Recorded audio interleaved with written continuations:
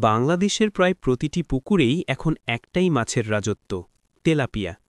লালচে কালো এই মাছটা এতটাই জনপ্রিয় যে অনেকে একে বলে জান্নাতি মাছ। কিন্তু সত্যিই কি তেলাপিয়া মাছ জান্নাতি? চলুন জেনে নেই এর আসল ইতিহাস। তেলাপিয়ার জন্ম আফ্রিকার নীল নদেন প্রায় হাজার হাজার বছর আগে। এর বৈজ্ঞানিক নাম ওরিওক্রোমিস নিলোটিকাস।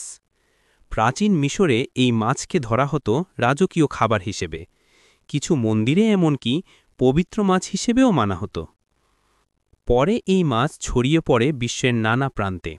বাংলাদেশে আসে ১৯৭৪ সালে খাদ্য নিরাপত্তা বাড়ানোর উদ্দেশ্যে।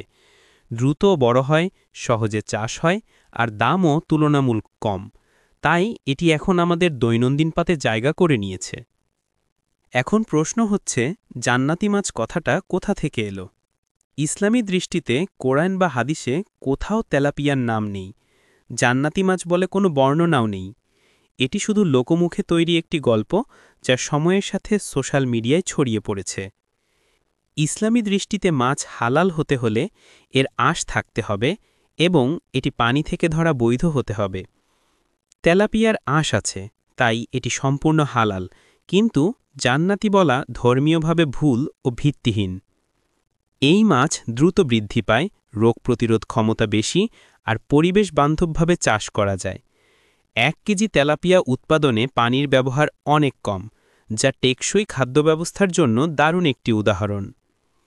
জেনে রাখুন, বিশ্বাস আর বাস্তবের মধ্যে পার্থক্য জানা জরুরি। তেলাপিয়া খেতে পারেন নিশ্চিন্তে, এটি হালাল, পুষ্টিকর এবং টেকসই ভবিষ্যতের প্রতীক।